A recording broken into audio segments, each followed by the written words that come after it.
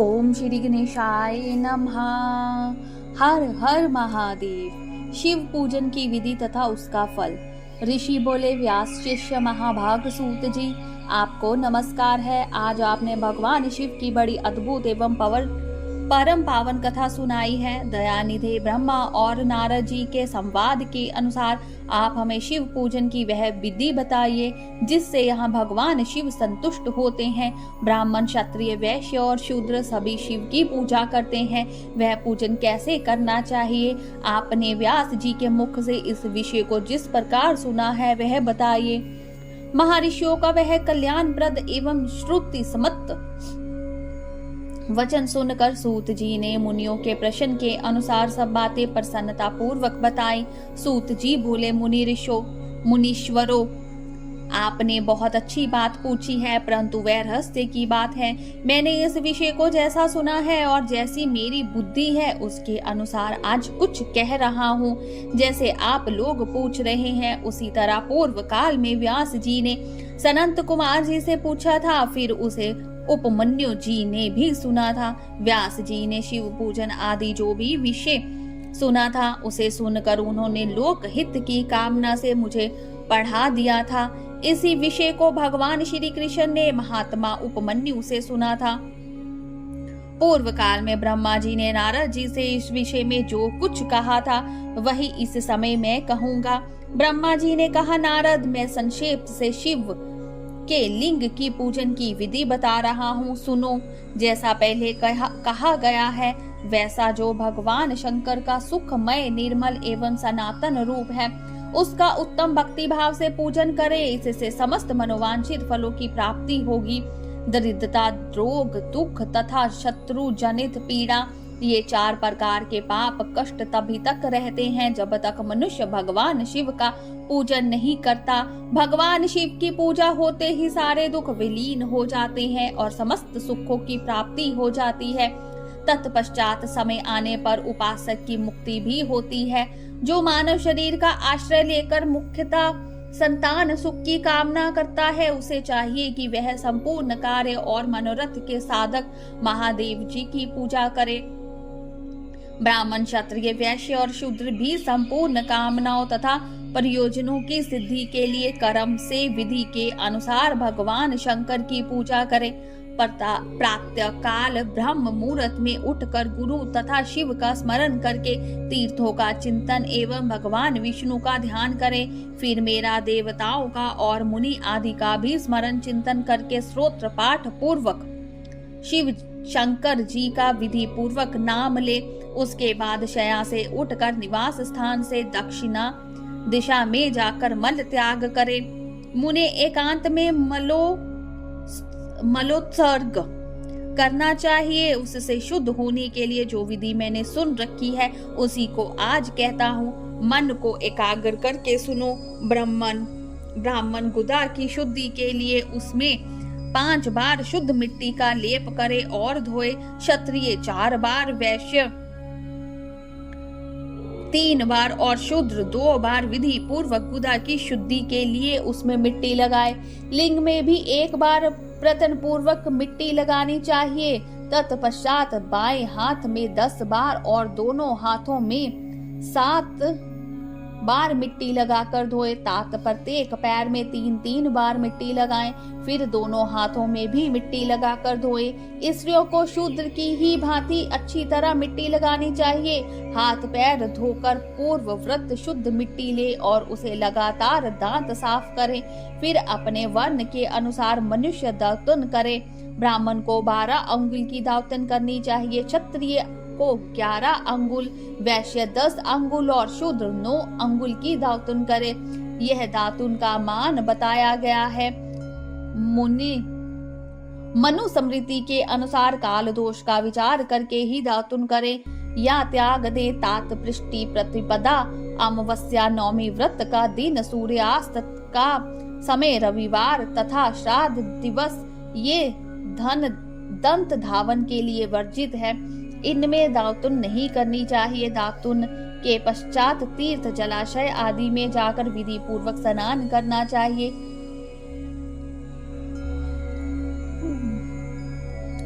विशेष देश काल आने पर मंत्रों उच्चारण पूर्वक स्नान करना उचित है। स्नान के तत्पश्चात पहले आचमन करके वह धुला हुआ वस्त्र धारण करे, फिर सुंदर एकांत स्थल में बैठकर संध्या विधि का अनुष्ठान करे। यथा योग संध्या विधि का पालन करके पूजा का कार्य आरंभ करे। मन को स्थिर करके पूजा गृह में प्रवेश करे। वहां पूजन सामग्री लेकर सुंदर आसन पर बैठे। पहले न्यास आदि करके क्रमश महादेव जी की पूजा करे। शिव की पूजा से पहले गणेश जी की, द्वारपालों की और दिक्कतपालों की भी भली भांति पूजा करे।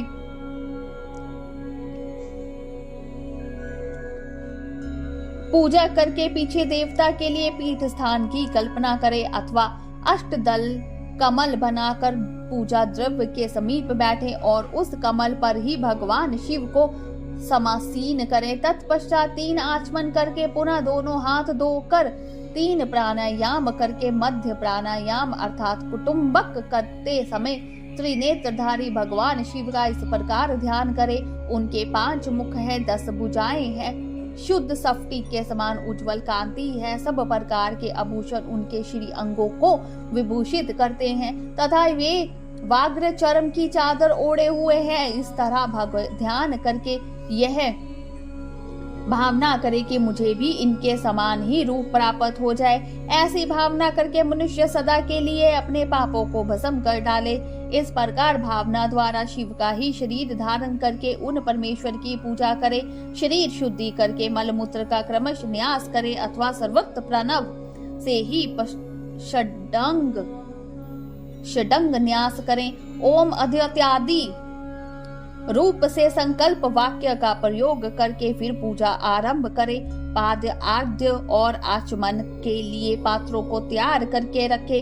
बुद्धिमान पुरुष विधि पूर्वक भिन्न भिन्न प्रकार के 9 कलश स्थापित करे। उन्हें कुशाओं से ढक कर रखे और कुशाओं से ही जल लेकर उन सब का प्रोशन करे। तत्पश्चात उन सभी पात्रों में शीतल जल डालें। फिर बुद्धिमान पुरुष देखभाल कर प्रणव मंत्र के द्वारा उनमें निमांकित द्रव्यों को डाले। खस और चंदन को पाद पात्र में रखें। चमेली के फूल, शीतल चीनी, कपूर, बड़ की जड़ तथा तमाल, इन सब को यथोचित रूप से कूट पीस कर चूरन बना ले और आचमनी के लिए पात्र में डाले। इलायची और चंदन को तो सभी पात्रों में डालना चाहिए। देवादिदेव महादेव के प्राशव भाग में नंदेश्वर का पूजन करें। गंध, धूप तथा भांति भांति के दीपों द्वारा शिव की पूजा करें। फिर लिंग शुद्ध करके मनुष्य प्रसन्नता पूर्वक मंत्र समूह के आदि में प्रणव तथा अंत में नमः पद जोड़कर उनके द्वारा इष्ट देव के लिए यथोचित आसन की कल्पना करे। फिर प्रणव से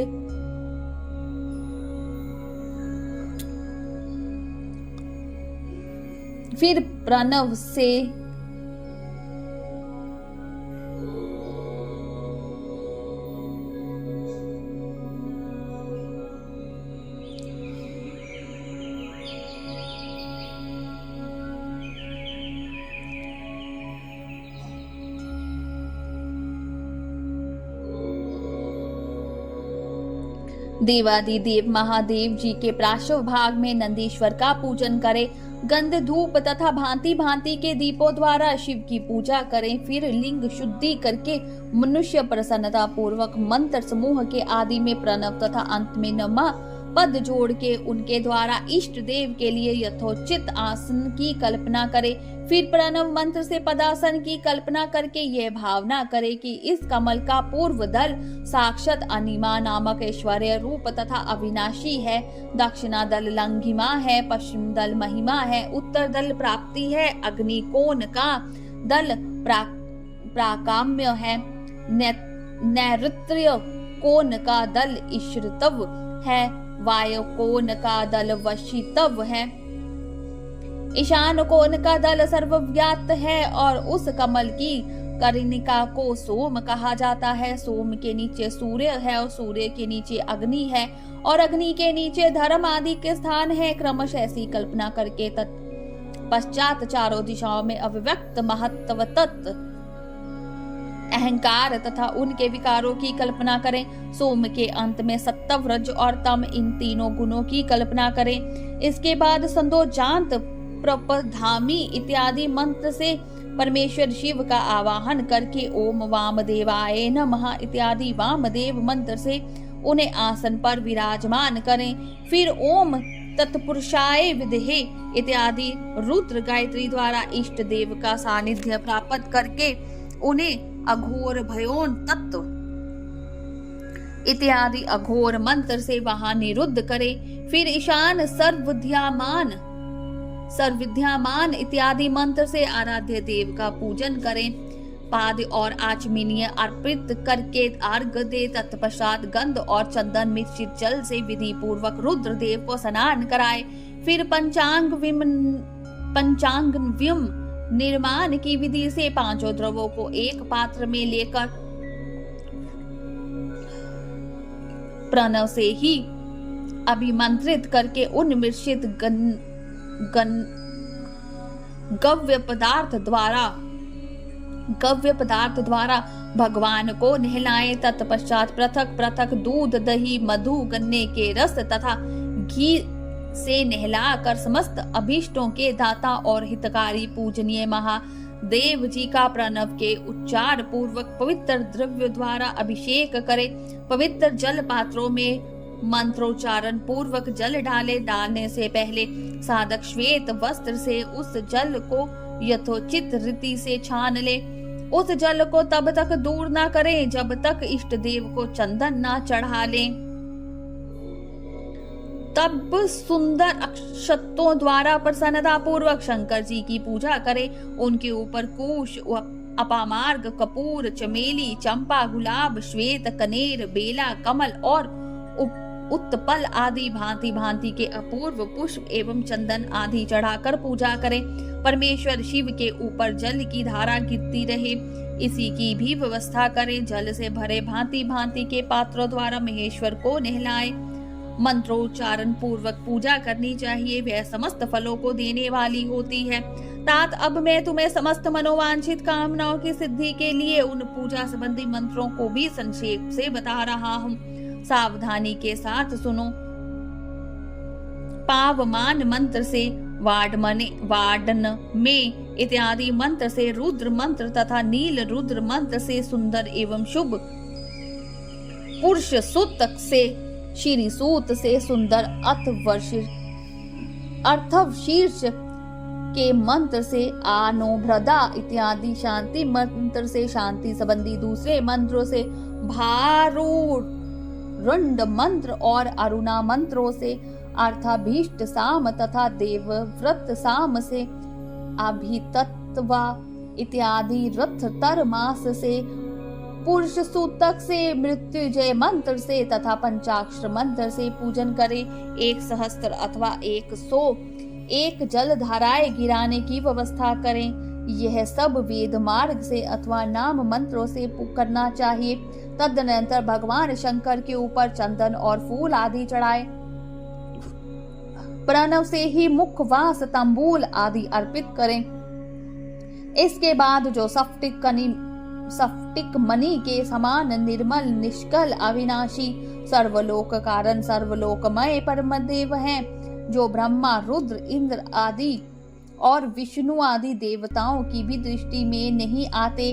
वेद वेता विधानों ने जिन्हें वेदांत में मन वाणी के अगोचर बताया है, जो आदि मध्य और अंत से रहित तथा समस्त रोगियों के लिए औषध रूप हैं, जिनकी शिव तत्व के नाम से ख्याति है तथा जो शिवलिंग के रूप में प्रतिष्ठित हैं, उन भगवान शिव का शिवलिंग के मस्तक पर प्रणव मंत्र से ही पूजन करे। धूप, दीप, नैवेद्य, सुंदर तांबूल एवं सुरमय आरती द्वारा यथोतक विधि से पूजा करके स्तोत्रों तथा अन्य नाना प्रकार के मंत्रों द्वारा उन्हें नमस्कार करें।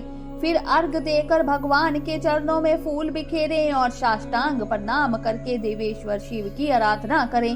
फिर हाथ में फूल लेकर खड़ा हो जाएं और दोनों हाथ जोड़कर निमांकित मंत्र से सर्वेश्वर शंकर की पूर्ण प्रार्थना करें।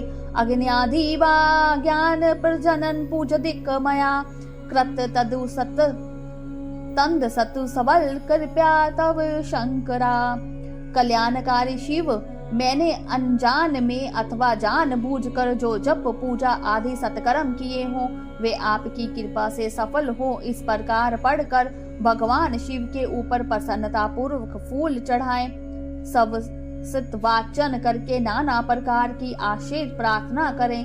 फिर शिव के ऊपर मार्जन करना चाहिए। मार्जन के बाद नमस्कार करके अपराध के लिए क्षमा प्रार्थना करते हुए पुनरागमन के लिए विसर्जन करना चाहिए। पूर्ण आगमन के लिए विसर्जन करना चाहिए। इसके बाद आधा से आरंभ होने वाले मंत्र का उच्चारण करके नमस्कार करें। फिर संपूर्ण भाव से विभोर हो इस प्रकार प्रार्थना करें, शिवे भक्ति शिवे भक्ति शिवे भक्ति भरवे भवे, अन्यथा शरणम नास्तित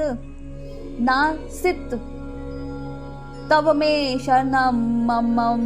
प्रत्येक जन्म में मेरी शिव में भक्ति हो, शिव में भक्ति हो, शिव में भक्ति हो। शिव के सिवा दूसरा कोई मुझे शरण देने वाला नहीं। महादेव आप ही मेरे लिए शरण दाता हैं। इस प्रकार प्रार्थना करके संपूर्ण सिद्धियों के दाता देवेश्वर शिव का पराभक्ति के द्वारा पूजन करें। विशेषतः गले की आवाज से भगवान को संतुष्ट करें। फिर सपरिवार नमस्कार करके अनुपम प्रसन्नता का अनुभव करते हुए समस्त लौकिक कार्य सुख पूर्वक करता रहे। जो इस प्रकार शिव भक्ति प्रायण हो प्रतिदिन पूजन करता है उसे अवश्य ही पग पग पर सब प्रकार की सिद्धि प्राप्त होती है। वह उत्तम वक्ता होता है तथा उसे मनोवांछित फल की निश्चय ही प्राप्ति होती है। रोग दुख दूसरों के निमित्त से होने वाला न उकेद कुटिलता तथा विष आदि के रूप में जो कष्ट उपस्थित होता है उसे कल्याणकारी परम शिव अवश्य नष्ट कर देते हैं। उस उपासक का कल्याण होता है। भगवान शंकर की पूजा से उसमें अवश्य सद्गुणों की वृद्धि होती है।